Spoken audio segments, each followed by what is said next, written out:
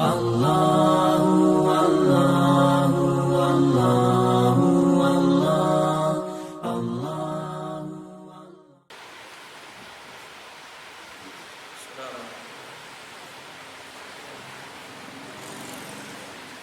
Saya sudah berniat kurban untuk diniatkan atas nama almarhum ayah saya. Tapi ibu saya menyuruh untuk akikah saya dulu, karena dulu orang tua saya tidak mampu mengakikah saya. Mohon pencerahan, gabung ke baik. Akikah korban langsung niat ke siko. Jadi diperbolehkan korban itu langsung diniatkan akikah. Ya.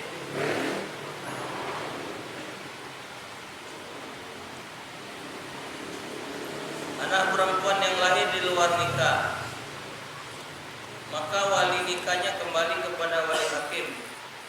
Pertanyaannya Ustaz, perempuan ini saat nikah kakek yang menjadi walinya. Setelah 5 tahun menikah, perempuan ini baru mengetahui bahwa dia adalah anak yang dilahirkan di luar nikah.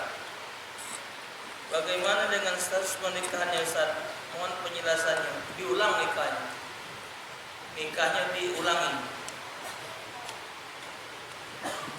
Semua anak yang didapatkan dalam masa 5 tahun itu termasuk anak yang tidak punya nasab, karena dia nikah tidak sah. Apakah boleh menyimpan kucing yang telah mati di dalam freezer?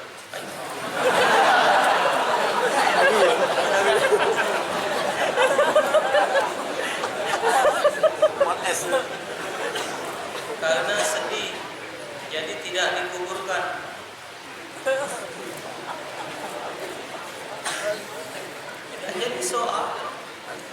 Kalau kau tidak jadi soal, nak nyimpen bangki kan? Tapi apa manfaatnya?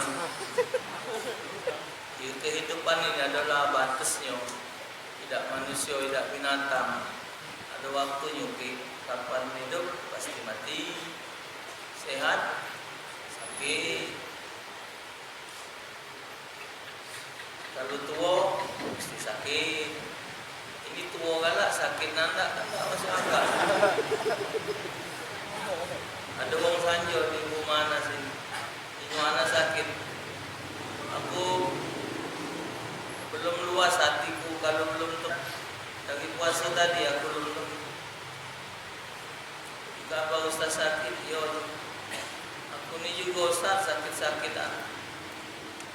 Ini berapa jika umur sudah 79? Jika man 79 meninggal lagi wajar.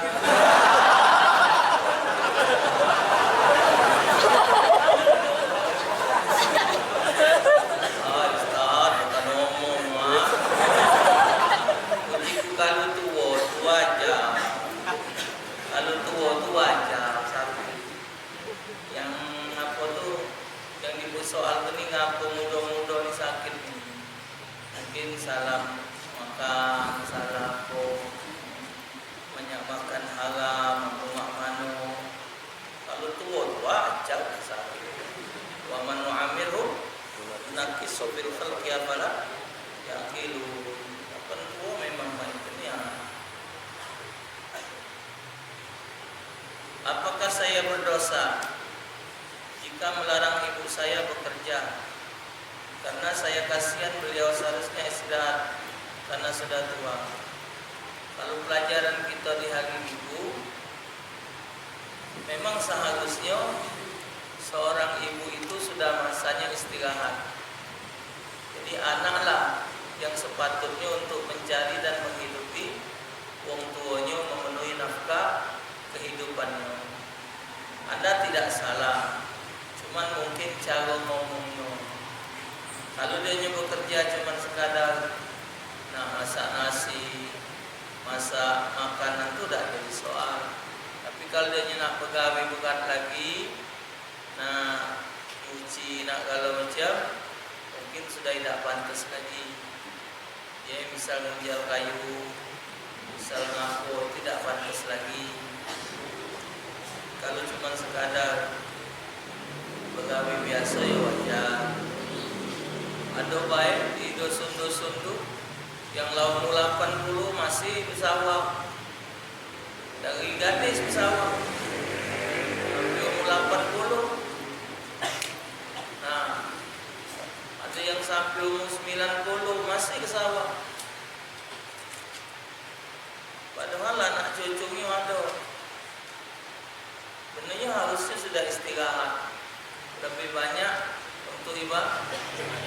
Karena bukan masanya lagi untuk nyari rezeki. Sudah masanya untuk disenangkan dan masanya untuk mempersiapkan diri untuk ngadep Allah Ta'ala. Dia pun sesehat-sehatnya dia tidak akan sesehat budak muda. Tambah lagi kalau dia bekerja sampai tinggalkan kewajiban sholat segala macam, tambah besar dosanya. Bagaimana cara agar kita sholat bisa khusyuk dan tenang? Mohon pencerahannya. Yang jelas dipelajari apa yang dibaca dalam sholat, dipahami makna dan tujuannya. Maka itu bacaan-bacaan dalam sholat itu bacalah apa yang kita paham, makna yang kita mengerti. Misal ayat yang kita paham 4 kul ya kafirun, Allahat, Balak, Binas. 4 itulah yang kita paham artinya, yang pancak kita ngerti. Sudah jadilah ayat itu daripada ayat panjang tapi kita tidak memahami tujuan bacaan-bacaan. Jadi setiap apa yang kita baca dalam sholat itu kita memahami makna dan tujuannya. Tadi ada yang WA nanya tentang soal wong yang melambat ke maya hutang. Minta omong kenian di majelis malam ini. Wong yang tidak maya hutang itu termasuk wong zalim. Termasuk wong zalim. Maka itu kita yang ngutangi itu hukumnya wajib nagih. Mungkin dia yang berhutang lupa. Yang kebanyakannya saja ujungnya lupa. Kita ingat ke, cuman banyak juga kejadian di TV itu. Kita nagih hutang kena bunuh. Hutang cuman 100.000. Kejadian di Jawa, di Padang 200.000, mati dibunuh. Padahal itu memang hak dia. Wong maya hutang kalau diajak berlumban dengan semut, cepatlah semut berjalan dengan dia. Saking dia malas maya hutang. Padahal kata Nabi, wong yang tidak maya hutang itu di akhirat kage bakal dipotong amal ibadah dia. Jadi kalau dia ngawak pahala sholat, pahala zakat, pahala haji, pahala puasa, pahala maca sholawat, pahala apa dipotong, dibayar dengan wong yang ngutangi dia. Kalau seandainya dia tidak ada pahala lagi, maka dosa wong yang ngutangi tadi Allah limpahkan kepada dia. Jadi kan berat ceritanya. Maka tuh nak hati-hati. Jadi nak hati-hati perkara hutang-hutang itu. Bahkan dalam hadis nafsul mu'min mu'allaqatun bidaini hatta yaqda'an. Terus seorang mukmin tidak dapat menghadap Allah selagi dia masih menanggung hutang. Kata Nabi, wong mati syahid itu masuk syurga kontan kecuali dia punya hutang. Baik hutang secara per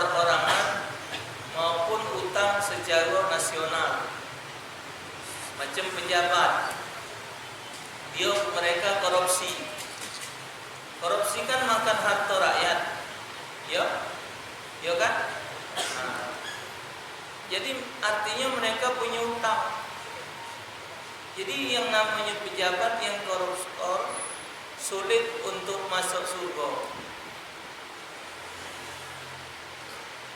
Memang mereka hidupnya senang dengan kemewahan, mobil, rumah, pakaian, tapi mereka punya beban dengan hutang tadi.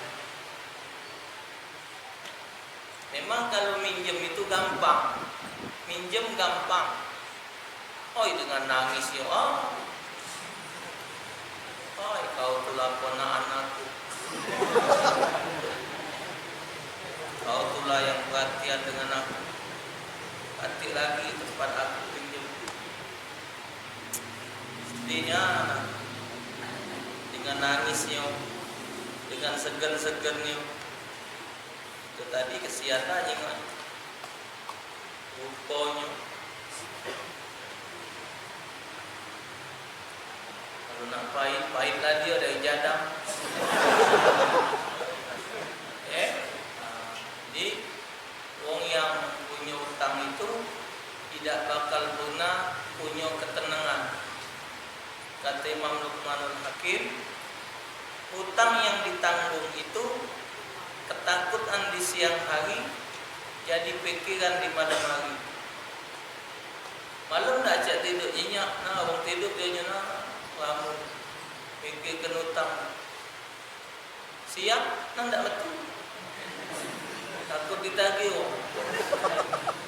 Padahal salah dewe.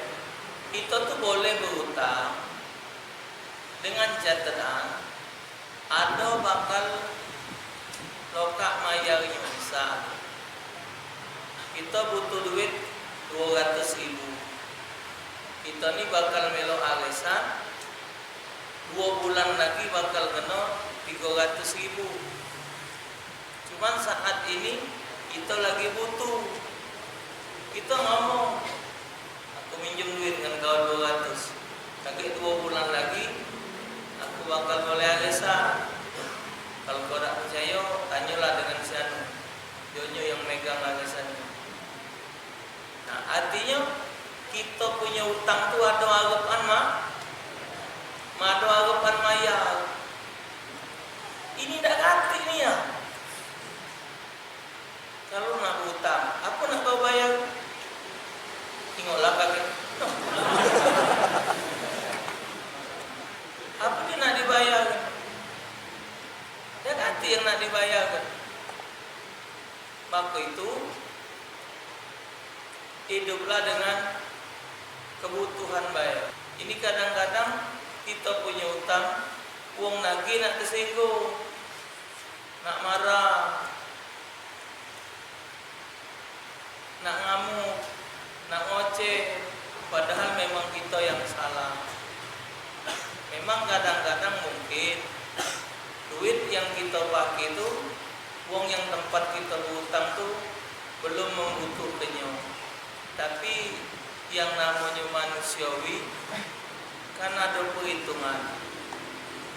Maka itu dalam Quran disebut, idza tadayantum bidainin ila ajalin musamma faktubu.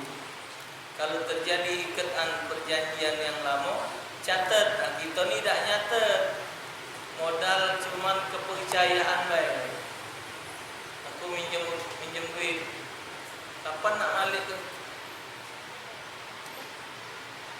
Belum tahulah, kan tak jelas macam ini. Jadi waktu bu mesti dicatat. Gunanya dicatat ni, kalau kita mati atau dia mati, ada bukti nak nagih ahli warisnya. Tapi kalau tidak dicatat, dah kata catat nak nagih tak baca, nak ditagih tak baca. Atau aku ni ada mobil tahun 93, kau bayar baik mobil aku tu 30 juta. Baiklah kau mobil, artinya ada yang nak dijual. Kau bawalah dulu mobil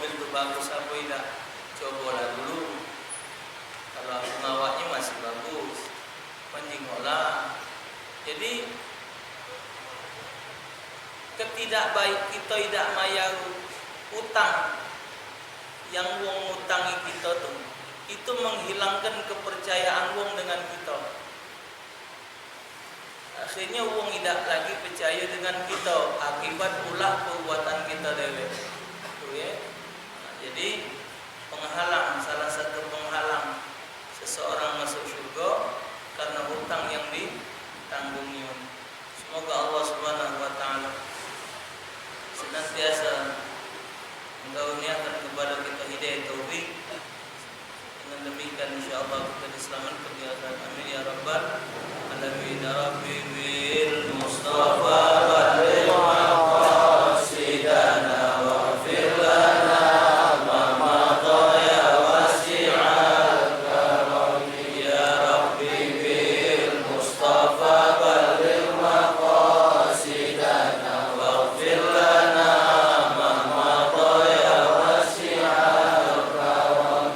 Ya Rabbi bil mustafa balligh maqasidana waghfir lana ma madha ya wasi'al karam. Rabbana taqabbal minna innaka as-sami'ul 'alim wa tub 'alaina innaka antat tawwabur rahim wahdina fil haqqi wa tariqil mustaqim.